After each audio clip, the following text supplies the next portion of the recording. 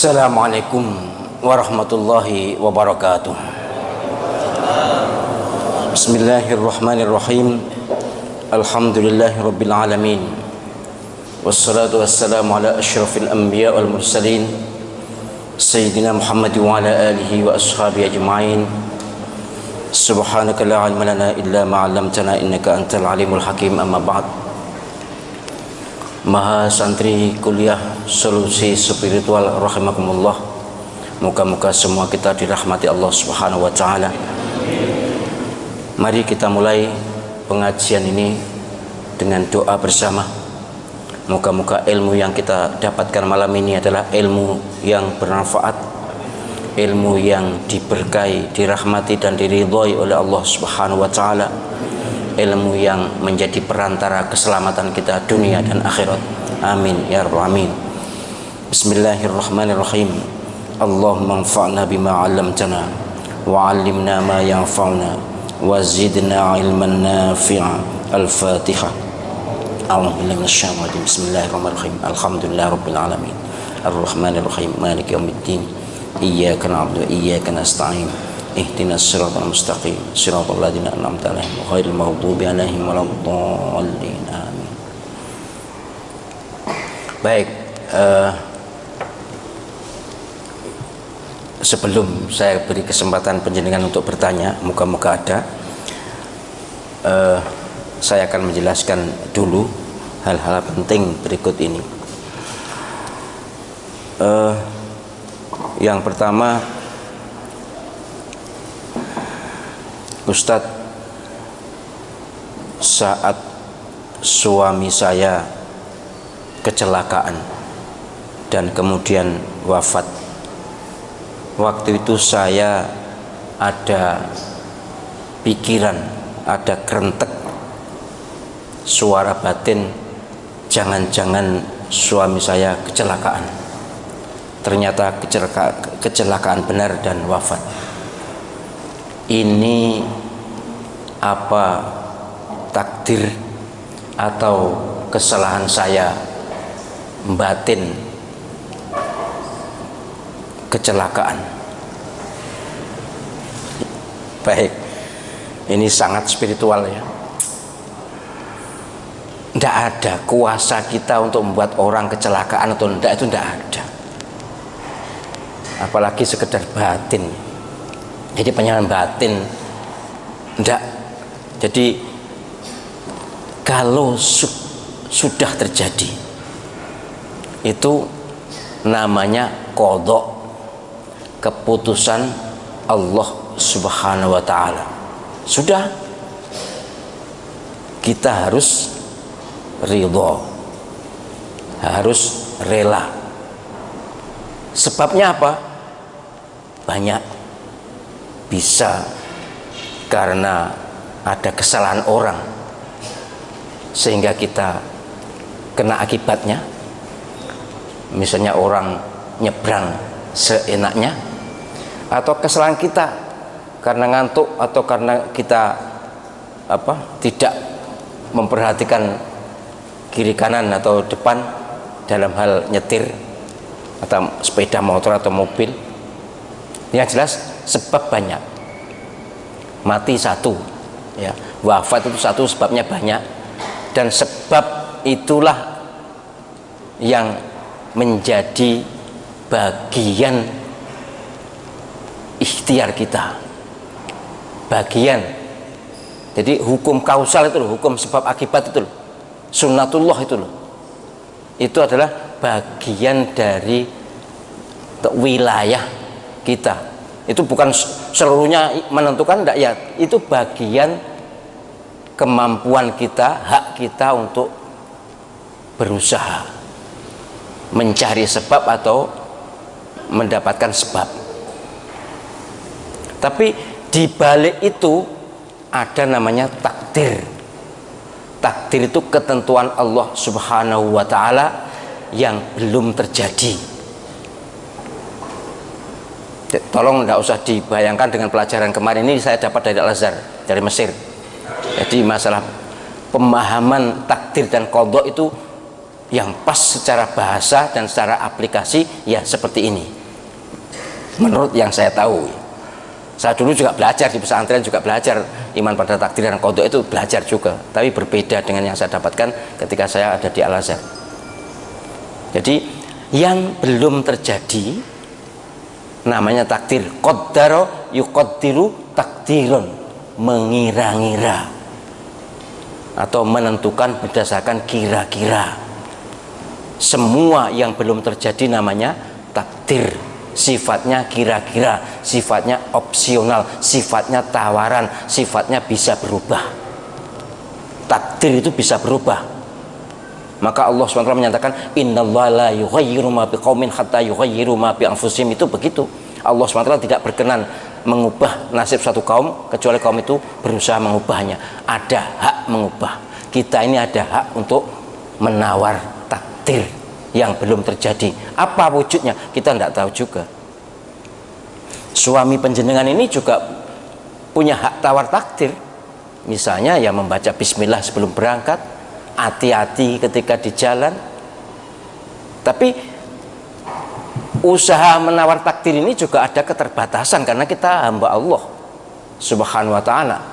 Harus kita posisikan sebagai hamba. Hamba itu punya keterbatasan. Yang tidak terbatas itu Allah Subhanahu wa ta'ala. Kekuasaan Allah Subhanahu wa ta'ala bisa melakukan apa saja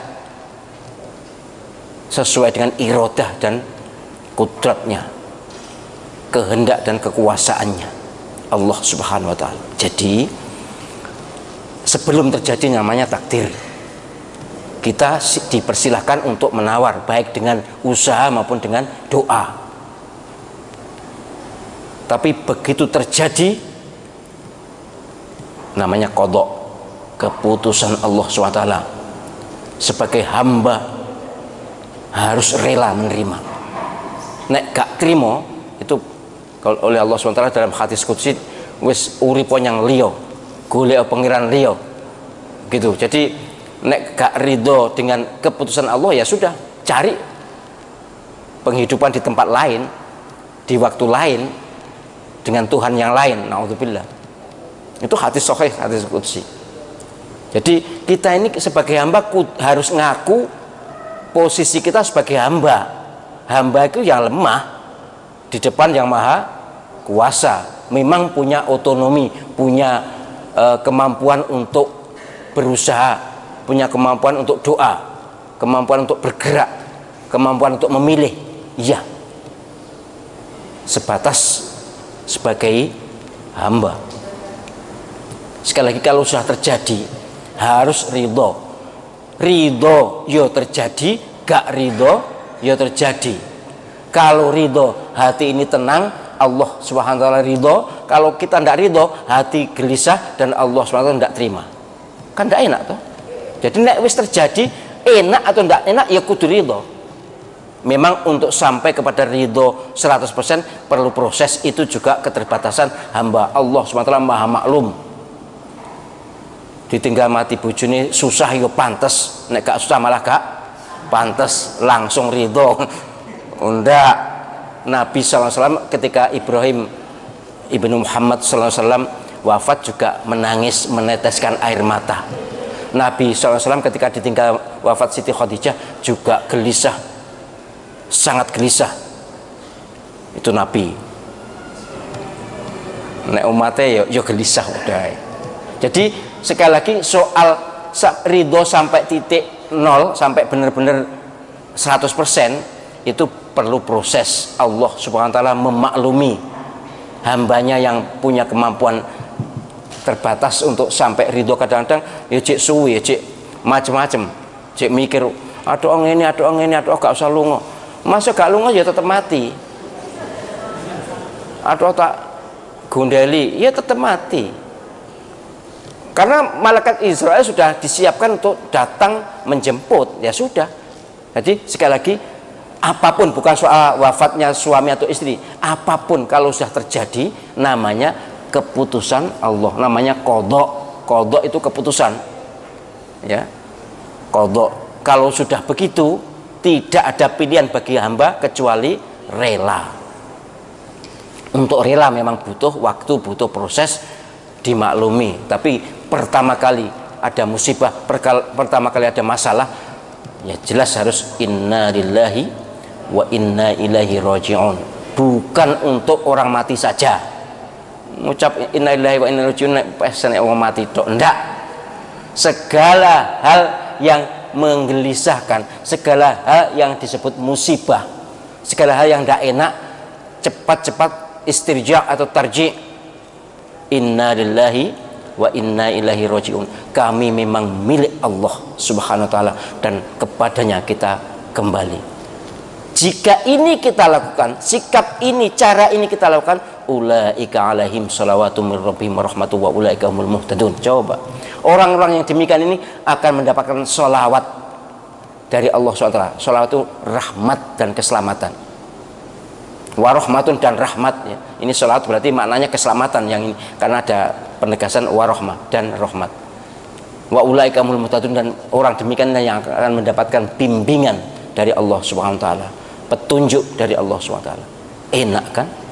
Memang untuk sampai kepada ridho total itu ya sekali lagi manusiawi.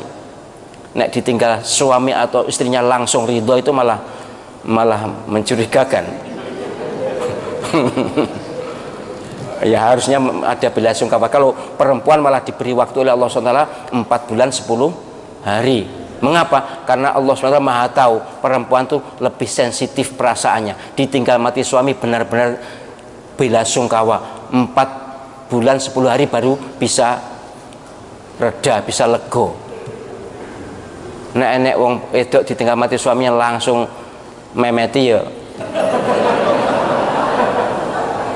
enggak. Tapi kalau suami memang tidak ada iddah, tapi walaupun tidak ada iddah ya enek pantese bahwa ditinggal istri itu mesti ada gelisahnya, ada bela sungkawanya. Tapi harus ridho. Itu yang terpenting, dididik diri kita untuk itu. Nah, apakah kerentek saya tadi batin bahwa jangan-jangan suami saya nanti kecelakaan, itu apakah merupakan kesalahan? Tidak. Manusiawi duwe kerentek itu manusiawi. Tapi nek penjenengan suatu ketika duwe kerentek nek apik, ya dukung dengan zikir. Kalau jelek, segera baca ta'awudz dan istighfar. Wah, kemarin saya enggak baca ta'awudz dan istighfar. Wah, saya getun. Wis sing wis ya wis. Gak usah di atu-atu apa atu-o itu. Wah, kemarin saya tidak baca istighfar, tidak baca ta'awudz. Sudahlah, sudah berlalu. Masa membaca istighfar dan baca ta'awudz saat itu, malaikat Israel tidak bisa diusir. Tetap datang dan tetap nyabut nyawa. Wis toh. Karena sudah terjadi, tidak akan ada tawaran untuk opsi urip meneh itu enggak. Ya, mungkin ada kasus tertentu ada, tapi ini loh, yang tanya ini loh. Penjenengan batin atau tidak batin, tetap wafat. Jadi tidak usah terlalu disesali menyalahkan diri sendiri, itu malah menyiksa diri sendiri, malah takalluf namanya. Takalluf itu dosa. La yukallifullahu nafsan illa wusaha. Allah SWT tidak membebani lebih daripada kemampuan pantas kita. Lah kok kita harus malah ngangen jangan-jangan iku sebabnya aku apa batin iku terus bojoku kecelakaan. Malaikat Israel yang guyu ae. Memangnya kon sapa gitu. Nek terima batinmu gak krisi aku. Gak mbok batin ya tetap tak jabut ngono. Malaikat Israel. Jadi jangan terlalu menyalahkan diri sendiri. Yang sudah terjadi sudahlah ridho sebagai hamba Allah Subhanahu wa taala. Baik.